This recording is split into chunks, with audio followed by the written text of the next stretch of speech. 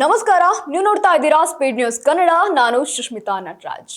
ವೀಕ್ಷಕರೇ, ಸರ್ಕಾರಿ ಆಸ್ಪತ್ರೆ ಅಂದ ತಕ್ಷಣ ನಮ್ಮೆಲ್ಲರಿಗೂ ಸಹ ಮೊದಲನೇದಾಗಿ ನೆನಪು ಬರೋದೇನಪ್ಪಾ ಅಂತ ಅಂದ್ರೆ, ಅಕಸ್ಮಾತ್ ನಮ್ಮ ಹತ್ರ ದುಡ್ಡು ಕಾಸು ಏನಿಲ್ಲ ಅಂತ ಅಂದ್ರು ಜೀವವನ್ನ ಉಳಿಸ್ಕೊಡೋದಕ್ಕೆ ಇರುವಂತಹ ಒಂದು ದೇವಸ್ಥಾನ ಅಂತ. ಯಾಕೆ ಅಂತ ಅಂದ್ರೆ, ಎಷ್ಟೋ ಬಡ ಕುಟುಂಬಗಳಿಗೆ, ಎಷ್ಟೋ ಮಿಡಲ್ ಕ್ಲಾಸ್ ಫ್ಯಾಮಿಲಿಗಳಿಗೆ ಈ ಸರ್ಕಾರಿ ಆಸ್ಪತ್ರೆ ಯಾವಾಗಲೂ ಸಹ ಸಹಾಯ ಹಸ್ತವನ್ನ ಚಾಚ್ತಾ ಇರುತ್ತೆ. ಆದ್ರೆ ಇಂತಹ ಸರ್ಕಾರಿ ಆಸ್ಪತ್ರೆಯಲ್ಲಿ ಎಷ್ಟು ದೊಡ್ಡ ಮಟ್ಟದ ಲಂಚಾವತಾರ ನಡೀತಾ ಇದೆ ಅಂತ ಅಂದ್ರೆ, ಒಂದು ಹೆರಿಗೆಗೆ ಅಂದ್ರೆ ಒಂದು ಡೆಲಿವರಿಗೆ 10,000 ರೂಪಾಯಿ ಡಿಮ್ಯಾಂಡ್ ಮಾಡ್ತಾ ಇದ್ದಾನೆ ಈ ಕಿರಾತಕ ಡಾಕ್ಟರ್. ಈ ಡಾಕ್ಟರ್ ಕಲ್ಲಾಟ ಇದೀಗ ಬಯಲಾಗಿರುವಂತದ್ದು. ಸರಿಸುಮಾರು ಒಂದೇ ಒಂದು ಹೆರಿಗೆಗೆ ಅಂದ್ರೆ, ಈಗಾಗಲೇ ನಮಗೆ ಸರ್ಕಾರಿ ಆಸ್ಪತ್ರೆ ಬಗ್ಗೆ ಗೊತ್ತಿರುವಂತಹ ವಿಚಾರವನ್ನ ನಾವು ನೋಡೋದಾದ್ರೆ, ಒಂದು ಡೆಲಿವರಿ ಆಯಿತು ಅಂದ್ರೆ ಸಾಕಷ್ಟು ನಿಟ್ಟಿನ ಸಹಾಯಗಳಾಗಿರ್ಬೋದು, ಆ ಬಾಣತಿಗೆ ಏನೇನೆಲ್ಲ ಬೇಕು ಎಲ್ಲವನ್ನೂ ಸಹ ಸರ್ಕಾರಿ ಆಸ್ಪತ್ರೆಗಳು ಒದಗಿಸುತ್ತೆ. ಆದ್ರೆ ಇದ್ಯಾವುದನ್ನು ಸಹ ಯೋಚನೆ ಮಾಡದೆ ಅವರು ಬಡವ್ರ, ಶ್ರೀಮಂತರ, ಮಿಡಲ್ ಕ್ಲಾಸ್ ಕುಟುಂಬನ ಇಲ್ಲ, ಇವ್ಯಾವನು ಸಹ ಯೋಚನೆ ಮಾಡೋ ಇದಿಲ್ಲ. ಯಾಕೆಂದ್ರೆ ಅದು ಸರ್ಕಾರಿ ಆಸ್ಪತ್ರೆ, ಗೌರ್ಮೆಂಟ್ ಅವರು ಮಾಡಬೇಕಾಗಿರುವಂತಹ ಕೆಲಸ. ಆದ್ರೆ ಈ ಡಾಕ್ಟರ್ ಎಷ್ಟರ ಮಟ್ಟಿಗೆ ಒಂದು ಹೆರಿಗೆಗೋಸ್ಕರ 10,000 ಡಿಮ್ಯಾಂಡ್ ಮಾಡ್ತಾನೆ ಅಂದ್ರೆ, ಇವನು ಎಂಥ ಡಾಕ್ಟರ್? ಒಟ್ಟಾರೆಯಾಗಿ ಈ ಕೇಸ್ನ ಇಲ್ಲಿ ಇದು ಎಲ್ಲಿ ನಡೀತಾ ಇದೆ, ಏನಾಗ್ತಾ ಇದೆ ಅನ್ನುವಂಥದ್ದನ್ನ ಉಸ್ತುವಾರಿ ಸಚಿವರಾದಂತಹ HK ಮುನಿಯಪ್ಪ ಅವರು ಮತ್ತೆ ಆರೋಗ್ಯ ಸಚಿವರಾದಂತಹ UT ಖಾದರ್ ಅವರು ಖಂಡಿತವಾಗ್ಲೂ ನೋಡ್ಬೇಕು. ಈ ಸ್ಟೋರಿ ನಿಮ್ಗೋಸ್ಕರ ಅಂತಾನೆ ಮಾಡಿರೋದು. ಯಾಕೆ ಅಂತ ಅಂದ್ರೆ, ಸರ್ಕಾರಿ ಸ್ಥಳಗಳಲ್ಲಿ ಅಥವಾ ಸರ್ಕಾರಿ ಆಸ್ಪತ್ರೆಯಲ್ಲಿ ಏನೇನು ನಡೀತಾ ಇದೆ ಅನ್ನೋದನ್ನ ನೀವೇ ಗಮನಿಸಬೇಕಾಗಿರುವಂಥದ್ದು. ಆರೋಗ್ಯ ಅಂದ ತಕ್ಷಣ ಆರೋಗ್ಯದ ಬಗ್ಗೆ ಒಂದಷ್ಟು ವಿಚಾರವನ್ನ ನೋಡ್ಕೊಳ್ಳೋದು ಅಷ್ಟೇ ಅಲ್ಲ ಆರೋಗ್ಯ ಸಚಿವರ ಕೆಲಸ. ಆರೋಗ್ಯ ವಿಚಾರಕ್ಕೆ ಬಂದಾಗ ಹಾಸ್ಪಿಟಲ್ಗಳಲ್ಲಿ ಏನಾಗ್ತಾ ಇದೆ, ಗೌರ್ಮೆಂಟ್ ಹಾಸ್ಪಿಟಲ್ ಏನಾಗ್ತಿದೆ, ಪ್ರೈವೇಟ್ ಹಾಸ್ಪಿಟಲ್ಸ್ ಏನಾಗ್ತಿದೆ ಅನ್ನೋದೆಲ್ಲ ಗಮನಿಸಬೇಕಾದಂಥವ್ರು ನೀವೇ. ಅದೇ ನಿಟ್ಟಿನಲ್ಲಿ ಡಾಕ್ಟರ್ಸ್, ಕೆಲವೊಂದು ಡಾಕ್ಟರ್ಸ್ ಫೇಕ್ ಸರ್ಟಿಫಿಕೇಟ್ ಇಟ್ಕೊಂಡು ಕೂಡ ಡಾಕ್ಟರ್ ಆಗಿರೋರು ಇರ್ತಾರೆ. ಅಂಥವ್ರನ್ನ ನೀವು ಚೆಕ್ ಮಾಡಿದ್ದೀರಾ? ಎಷ್ಟೋ ಕಡೆ ಈ ರೀತಿ ಬೇರೆ ಬೇರೆ ರೀತಿ ಸ್ಕ್ಯಾಮ್ಗಳು ನಡೀತಾ ಇದೆ. ಇದನ್ನು ನೀವು ಚೆಕ್ ಮಾಡಿದ್ದೀರಾ? ಇವೆಲ್ಲವೂ ಸಹ ನೀವು ಒಂದ್ಸಲಿ ಫೀಲ್ಡ್ಗೆ ಬಂದು ಚೆಕ್ ಮಾಡಬೇಕು. ಆರೋಗ್ಯ ಸಚಿವರಾಗಿರುವಂತಹ UT ಖಾದರ್ ಅವರೇ, ಅದೇ ನಿಟ್ಟಿನಲ್ಲಿ ಉಸ್ತುವಾರಿ ಸಚಿವರು ಕೂಡ ಒಂದ್ ಕಡೆ ಗಮನವನ್ನ ಕೊಡಬೇಕಾಗುತ್ತೆ. ಇದೆಲ್ಲಿ ನಡೆದಿದೆ ಅಂತ ನೋಡೋದಾದ್ರೆ, ದೇವನಹಳ್ಳಿ ಸರ್ಕಾರಿ ಆಸ್ಪತ್ರೆಯಲ್ಲಿ ಇದೀಗ ಲಂಚಾವತಾರ ಬಯಲಾಗಿರುವಂತದ್ದು.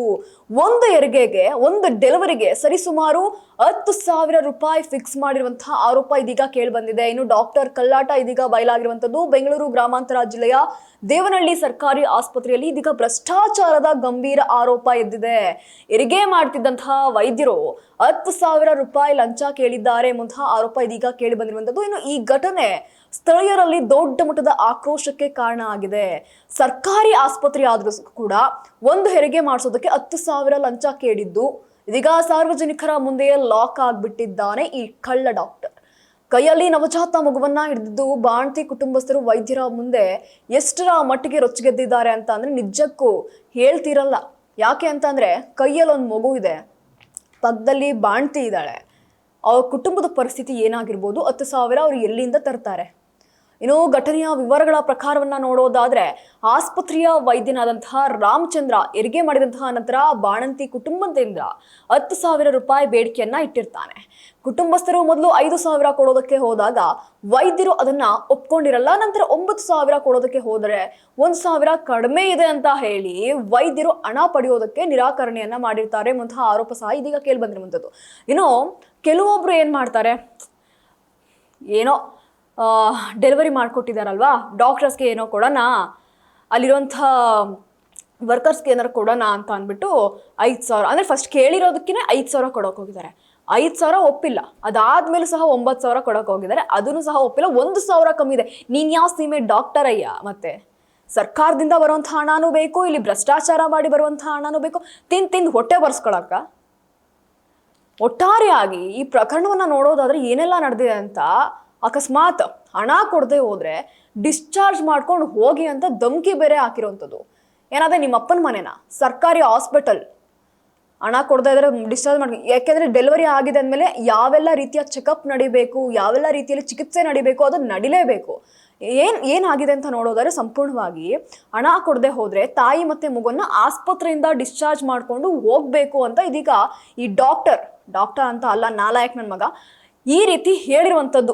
ಈ ರೀತಿ ಅಂದ್ಕೊಂಡೆ ಕುಟುಂಬಸ್ಥರು ಕೂಡ ಒಂದ್ ಕಡೆ ಆರೋಪಿಸ್ತಾ ಇದ್ದಾರೆ. ಇನ್ನು ನೊಂದ ಕುಟುಂಬಸ್ಥರು ಆಸ್ಪತ್ರೆಯ ಮುಂಭಾಗ ನವಜಾತ ಶಿಶುವನ್ನ ಕೈಯಲ್ಲಿ ಇಟ್ಕೊಂಡು ಆಕ್ರೋಶವನ್ನ ವ್ಯಕ್ತಪಡಿಸಿದ್ದಾರೆ. ತಾಯಿ ಮತ್ತು ಮಗುವಿಗೆ ಏನಾದ್ರೂ ಆಯ್ತು ಅಂದ್ರೆ ಡಾಕ್ಟರ್ ರಾಮಚಂದ್ರ ನೇರ ಕಾರಣ ಅಂತ ಇದೀಗ ಆರೋಪವನ್ನ ಮಾಡಿರುವಂಥದ್ದು.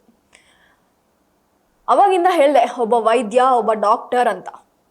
ಆ ಡಾಕ್ಟರ್ ಯಾರಪ್ಪ ಅಂತ ಅಂದ್ರೆ ರಾಮಚಂದ್ರ ಅಂತ. ಹೆಸರು ಎಷ್ಟು ಉತ್ತಮವಾಗಿ ಇಟ್ಟಿದ್ದಾರೆ ಅಂತ ಅಂದ್ರೆ ನಿಮ್ಮ ಅಪ್ಪ ಅಮ್ಮ ಅಷ್ಟು ಒಳ್ಳೆ ಹೆಸರನ್ನ ಇಟ್ಟಿದ್ದಾರೆ. ಆದ್ರೆ ಆ ಹೆಸರಿಗೆ ಇನ್ನು ದೊಡ್ಡ ನಾಲಾಯಕ್ ಅನ್ನೋದು ಮಾತ್ರ ಇಲ್ಲಿ ತುಂಬಾ ಚೆನ್ನಾಗಿ ಗೊತ್ತಾಗ್ತಾ ಇರುವಂತದ್ದು. ಇನ್ನು ಈ ಘಟನೆ ಸಾರ್ವಜನಿಕರ ನಡುವೆ ತೀವ್ರ ಚರ್ಚೆಗೂ ಸಹ ಕಾರಣ ಆಗ್ತಾ ಇರುವಂತದ್ದು. ಸರ್ಕಾರಿ ಆಸ್ಪತ್ರೆಗಳಲ್ಲಿ ಲಂಚಾವತಾರ ನಡೀತಾ ಇದೆ ಎಂಬ ಆರೋಪಗಳು ಸಹ ಇದೀಗ ಬಹಳ ದೊಡ್ಡ ಮಟ್ಟದಲ್ಲಿ ಹೆಚ್ಚಾಗ್ತಾ ಇದೆ. ಎಷ್ಟೋ ಕಡೆ, ಎಷ್ಟೋ ಹಾಸ್ಪಿಟಲ್ಗಳಲ್ಲಿ ಇದೊಂದೇ ಕೇಸ್ ಅಲ್ಲ, ಸಾಕಷ್ಟು ಹಾಸ್ಪಿಟಲ್ಗಳಲ್ಲಿ ಈ ರೀತಿಯ ಕೇಸ್ಗಳು ಈಗಾಗಲೇ ದಾಖಲಾಗಿರುವಂತದ್ದು. ಇನ್ನು ಕುಟುಂಬಸ್ಥರು ಡಾಕ್ಟರ್ ರಾಮಚಂದ್ರ ವಿರುದ್ಧ ಕ್ರಮವನ್ನ ಕೈಗೊಳ್ಳುವಂತೆ ಇದೀಗ ಆಗ್ರಹಿಸ್ತಾ ಇದ್ದಾರೆ. ಉಸ್ತುವಾರಿ ಸಚಿವರಾದಂತಹ KH ಮುನಿಯಪ್ಪ ಮತ್ತು ಆರೋಗ್ಯ ಸಚಿವರಾದಂತಹ UT ಖಾದರ್ ಅವರು ಈ ವಿಷಯದಲ್ಲಿ ಗಮನವನ್ನ ಹರಿಸಿ ಭ್ರಷ್ಟ ವೈದ್ಯನ ವಿರುದ್ಧ ಕ್ರಮವನ್ನ ತೆಗೆದುಕೊಳ್ಬೇಕು ಅಂತ ಸಾರ್ವಜನಿಕರು ಇದೀಗ ಒತ್ತಾಯಿಸ್ತಾ ಇರುವಂತದ್ದು.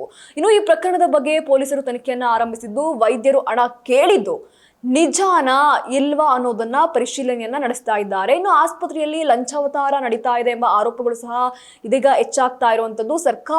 ಸರ್ಕಾರಕ್ಕೆ ಎಲ್ಲೋ ಒಂದ್ ಕಡೆ ದೊಡ್ಡ ತಲೆನೋವಾಗುತ್ತೆ. ಏಕೆಂದ್ರೆ ಎಲ್ಲಿ ಏನೇ ಆದ್ರೂ ಸರ್ಕಾರವನ್ನ ಎಲ್ಲರೂ ಸಹ ಬೆರಳು ಮಾಡಿ ತೋರಿಸ್ತಾರೆ. ಇದು ಸರ್ಕಾರದ ಗಮನಕ್ಕೆ ದೊಡ್ಡ ಮಟ್ಟದಲ್ಲಿ ಇರಬೇಕಾಗಿರುವಂತದ್ದು. ಯಾಕೆ ಅಂತ ಅಂದ್ರೆ ಅದು ಸರ್ಕಾರಿ ಪ್ರಾಪರ್ಟಿ. ಸರ್ಕಾರದಲ್ಲಿ ಏನಾಗ್ತಿದೆ, ಸಾರ್ವಜನಿಕ ಸ್ಥಳಗಳಲ್ಲಿ ಏನಾಗ್ತಿದೆ, ಸಾರ್ವಜನಿಕ ಪ್ಲೇಸ್ಗಳೇನಾಗ್ತಾ ಇದೆ, ಇವೆಲ್ಲವನ್ನು ಸಹ ಗಮನ ಕೊಡಬೇಕಾಗಿರುವಂಥದ್ದು ಸರ್ಕಾರದ ಒಂದು ಆದ್ಯತೆ, ಸರ್ಕಾರಕ್ಕೆ ಇರುವಂತಹ ಒಂದು ಹಕ್ಕು. ಇದು ನಿಜವಾಗ್ಲೂ ಎಲ್ಲೋ ಒಂದ್ ಕಡೆ ನಿಮಗೆ ತಲೆನೋವಾಗುವಂಥದ್ದು ದೊಡ್ಡ ಮಟ್ಟದಲ್ಲಿರುವಂಥದ್ದು. ಇನ್ನು ಸರ್ಕಾರಿ ಆಸ್ಪತ್ರೆಗಳಲ್ಲಿ ಉಚಿತ ಚಿಕಿತ್ಸೆ ಪಡೆಯುವಂತಹ ಹಕ್ಕು ಪ್ರತಿಯೊಬ್ಬ ನಾಗರಿಕೂ ಸಹ ಇದೆ. ಆದ್ರೆ ಇಂತಹ ಘಟನೆಗಳು ಸರ್ಕಾರಿ ವ್ಯವಸ್ಥೆಯ ಮೇಲಿನ ವಿಶ್ವಾಸವನ್ನ ಎಲ್ಲೋ ಒಂದು ಕಡೆ ಕಸಿದ್ಕೊಳ್ಬಿಡುತ್ತೆ. ರೋಗಿಗಳು ಮತ್ತು ಕುಟುಂಬಸ್ಥರು ಭಯಭೀತಿ ಇಲ್ಲದೆ ಚಿಕಿತ್ಸೆ ಪಡೆಯುವಂತಹ ಎಲ್ಲೋ ಒಂದ್ ಕಡೆ ಒಂದು ಸ್ಥಳ ಅಂತ ಅಂದ್ರೆ ಅದು ಸರ್ಕಾರಿ ಆಸ್ಪತ್ರೆ. ಆದ್ರೆ ಇವಾಗ ಸರ್ಕಾರಿ ಹಾಸ್ಪಿಟಲ್ಗೂ ಹೋಗ್ಬೇಕಾ ಬೇಡವಾ ಅನ್ನೋದು ಎಲ್ಲರ ತಲೆಯಲ್ಲಿ ಇರುವಂತಹ ವಿಚಾರ. ಸರ್ಕಾರ ಇದ್ರ ಜವಾಬ್ದಾರಿಯನ್ನ ತಗೋಬೇಕಾಗುತ್ತೆ. ಇದ್ರ ಬಗ್ಗೆ ಒಂದ್ ಸ್ವಲ್ಪ ಗಮನ ಕೊಡಿ. ಇನ್ನು ಈ ಘಟನೆಯು ಬೆಂಗಳೂರು ಗ್ರಾಮಾಂತರ ಜಿಲ್ಲೆಯ ಸರ್ಕಾರಿ ಆಸ್ಪತ್ರೆಗಳಲ್ಲಿ ನಡೀತಾ ಇದ್ದು, ಲಂಚಾವತಾರ ಹೇಗೆ ನಡೀತಾ ಇದೆ ಅನ್ನೋದಕ್ಕೆ ಇದೀಗ ಈ ಕೇಸ್ ಒಂದು ಸಾಕ್ಷಿ ಆಗಿರುವಂಥದ್ದು. ಎಲ್ಲಾ ಕಡೆನೂ ಈಗಾಗಲೇ ಬಯಲಾಗ್ಬಿಟ್ಟಿದೆ. ಇದೊಂದೇ ಕೇಸ್ ಅಂತಲ್ಲ, ಸಾಕಷ್ಟು ಕೇಸ್ಗಳಿದಾವೆ. ಇನ್ನು ಸಾರ್ವಜನಿಕರು ಸಹ ಸರ್ಕಾರಿ ಆಸ್ಪತ್ರೆಯಲ್ಲಿ ಲಂಚ ಕೊಡದೆ ಹೆರಿಗೆಯನ್ನ ಮಾಡಿಸೋದು ಬಹಳ ಕಷ್ಟ ಆಗ್ಬಿಟ್ಟಿದೆ. ಈ ರೀತಿ ಸಾಕಷ್ಟು ವಿಚಾರದ ಬಗ್ಗೆ ಎಷ್ಟರ ಮಟ್ಟಿಗೆ ಭ್ರಷ್ಟಾಚಾರ ನಡೀತಾ ಇದೆ ಅನ್ನೋದ್ರ ಬಗ್ಗೆ ಇದೀಗ ಎಲ್ಲಾ ಕಡೆನೂ ಸಹ ಆಕ್ರೋಶ ಕೇಳಿ ಬರ್ತಾ ಇರುವಂಥದ್ದು. ಒಟ್ಟಾರೆ ಈ ತಪ್ಪಿತಸ್ಥ ವೈದ್ಯನ ವಿರುದ್ಧ ಕಠಿಣ ಕ್ರಮ ಕೈಗೊಳ್ಳಬೇಕು ಅಂತ ಸಾರ್ವಜನಿಕರು ಸಹ ಬೇಡಿಕೆಯನ್ನ ಇಟ್ಟಿರುವಂಥದ್ದು. ಹೌದು, ಏನು ಡಾಕ್ಟರ್ ರಾಮಚಂದ್ರಪ್ಪ ಅವ್ರೇನಿದಾರಲ್ಲ, ಇವರು ಇವಾಗ ಮಾಡಿರುವಂತಹ ಕೆಲಸಕ್ಕೆ, ಇವ್ರು ಮಾಡಿರುವಂತಹ ಕಳ್ಳಾಟಕ್ಕೆ ಬ್ರೇಕ್ ಬೀಳಬೇಕು ಅಂದ್ರೆ ಈ ವಿಚಾರಕ್ಕೆ ಸಂಬಂಧಪಟ್ಟಂತೆ ಕಠಿಣ ಕ್ರಮವನ್ನ ಕೈಗೊಳ್ಳಬೇಕು ಅಂತ ಇದೀಗ ಎಲ್ಲಾ ಸಾರ್ವಜನಿಕರು ಇದೀಗ ಬೇಡಿಕೆಯನ್ನ ಇಟ್ಟಿರುವಂತದ್ದು. ಅದೇ ನಿಟ್ಟಿನಲ್ಲಿ ಆಸ್ಪತ್ರೆಯ ಮುಂದೆ ಆ ನವಜಾತ ಮಗುವನ್ನ ಇಟ್ಕೊಂಡು, ಬಾಣಂತಿಯನ್ನ ಇಟ್ಕೊಂಡು 10,000 ಕೊಡೋಕ್ಕಾಗದೆ ಒದ್ದಾಡ್ತಾ ಇರುವಂತದ್ದು ಆ ಕುಟುಂಬ. ಈ ವಿಚಾರದ ಬಗ್ಗೆ ಸರ್ಕಾರ ಯಾವ ರೀತಿ ಕ್ರಮವನ್ನ ತೆಗೆದುಕೊಳ್ಳುತ್ತೆ, ಯಾವ ರೀತಿಯ ಒಂದಷ್ಟು ನಿಯಮವನ್ನ ಜಾರಿ ಮಾಡುತ್ತೆ, ಇವೆಲ್ಲವೂ ಸಹ ಕಾದ್ ನೋಡ್ಬೇಕಾಗಿದೆ. UT ಖಾದರ್ ಅವರೇ ದಯವಿಟ್ಟು ಈ ವಿಚಾರದ ಕಡೆ ಒಂದ್ ಸ್ವಲ್ಪ ಗಮನ ಕೊಡಿ. ಇದಾಗಿತ್ತು ಈ ಕ್ಷಣದ ಸುದ್ದಿ. ಮತ್ತಷ್ಟು ಅಪ್ಡೇಟ್ಸ್ಗಾಗಿ ನೀವು ನೋಡ್ತಾ ಇರಿ ಸ್ಪೀಡ್ ನ್ಯೂಸ್ ಕನ್ನಡ. ಸುದ್ದಿ ನಿಮ್ಮದು, ವೇಗ ನಮ್ಮದು.